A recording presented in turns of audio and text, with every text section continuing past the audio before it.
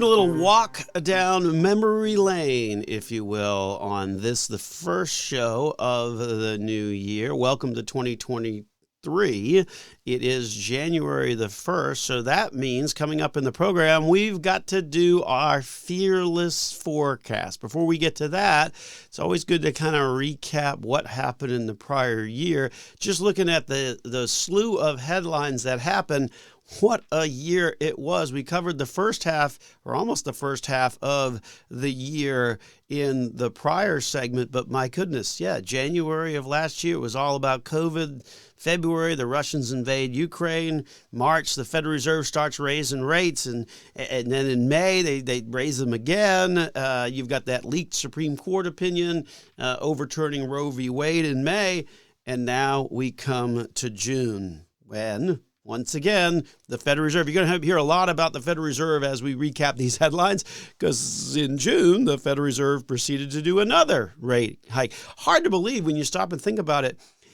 The amount of rate hikes that they have done, they just started doing them in March. I mean, the speed with which they have increased rates is like nothing we've seen in history. In May, they were just doing their second one to raise rates by 50 basis points on the back of raising rates by 25 basis points in March.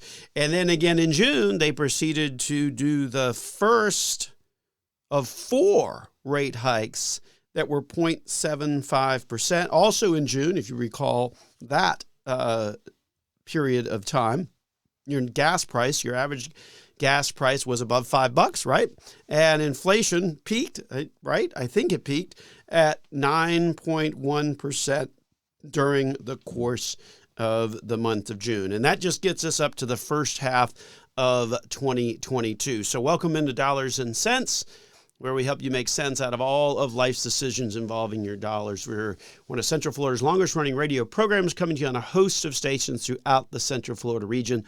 Also one of the top 25 financial planning podcasts on the World Wide Web. So make sure you subscribe to us so you can see and get notification when we upload new content on our channels. Have any problem finding one of our channels on your favorite podcast or YouTube platforms? Just go to our website, Nelson Financial Planning.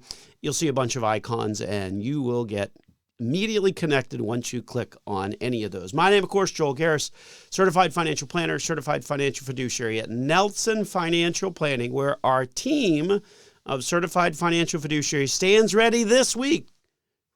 It's the first week of New Year's. Maybe you got a New Year's resolution about wanting to get your finances in order. Maybe you've got a New Year's resolution about, hey, wait a minute, maybe I should get a second opinion on what I'm doing. Well, hey, that's what we are here for. All of our consultations free of charge, so just give us a call. Go to the website, 407-629-6477, or nelsonfinancialplanning.com. So we're halfway through, right? June, we left off on gas price breaking above $5, right? And inflation spiking to 9.1%. The first of 4 rate hikes that were 0.75% in order. In July, U.S.-China relations kind of hit the skid, although I think that's generally the case throughout the course of last year. In August, despite the Federal Reserve beginning its campaign to raise rates, unemployment actually fell to a low of 3.5%. After back-to-back quarters, Q1, Q2 of last year, were negative on GDP. Also in August, the Inflation Reduction Act, which isn't really aptly named, but did have a number of changes to Medicare and electric vehicle credits, things like that, that were part of that. That actually passed in August. September, well, guess what? Fed's raising rates another 0.75%. In October, if you recall the shows in October, one of our fellow certified financial fiduciaries, who also happens to be a national Social Security advisor, Rob Field, joining us on the program talking about the COLA for Social Security, 8.1%. That's good. Many of you, however, were shocked to learn that they means test the amount of money that you have to pay for your Medicare premiums. So you might not have gotten all of that COLA after all if your income was above a certain level. Also in October, Communist Party met, and Chairman Xi broke with tradition and decided that he wanted to stick around for a third term rather than just 2 terms and out. In November, global population passed 8 billion people. So there's 8 billion folks on this good earth. And the midterms, let's not forget about that. I mean, it was a full year, right? I mean, the midterms, FTX crypto exchange collapse, and obviously the results of the midterm show a very narrowly divided government, which in a lot of ways I think is good. And then December finally got to the last rate hike. Well, because we ran out of months in the year, Federal Reserve cumulatively raised rates by a total of 4.25% overall during the course of last year. Last rate hike came in December, another 0.5%. At least they're not doing 0.75 anymore. Loosening of the rules of COVID and travel out of China, certainly an interesting turn of events considering their highly restrictive policies all these past couple of years. And then, of course, as we were talking about earlier in the program, a massive year-end budget bill that had big changes to taxes, retirement, finances, and the like. So that's the topics, that's the headlines, if you will, for the year 2022. A lot going on. All right. Without further ado, we're going to start to get into the conversation of our Fearless Forecast, our annual tongue-in-cheek exercise started 25 plus years ago by my now late father-in-law, Jack Nelson. Then for many years, he and I did Fearless Forecasts together. And of late, of course, over the past 10 years or so, it's just been me. And we do it every year, well, mainly to see, so you guys can keep track of whether we're crazy or not. At the end of the day, obviously we don't have a crystal ball, right? And no one can predict the future. Hence, it's an annual tongue-in-cheek sort of exercise.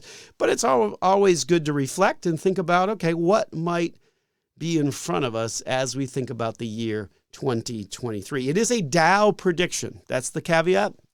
Because back when this all started, back when we started doing this, the Dow was generally the more widely known, more widespread market index that people would look at. Obviously, the Dow has some limitations. It's only 30 companies. I think the S&P 500 companies, probably a better reflection of overall market conditions. And certainly this year, you could say where it has certainly been a big difference in terms of performance, right? So for the year Dow 2022, the Dow was down about 9%, the S&P 500 was down about 19%, and the NASDAQ was down about 33%. So that's a pretty big differential between the different market indexes. 2022 will go down in the books as the worst year since the 2008 financial crisis. And if you thought it was a rocky year, you would be correct. Volatility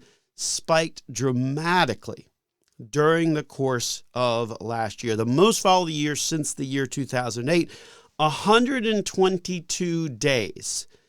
During the course of a year, there's about 250 trading days. So you're talking about half the time there were market moves measured by the S&P 500 of 1% or more. Now, some of them were up, some of them were down, but 50% of the time, basically last year, the market was swinging by at least a full percentage point during the course of the day. So if you're looking at it on a daily basis, you certainly would understand where your indigestion and ulcers are coming from, because that's a tremendous amount of volatility.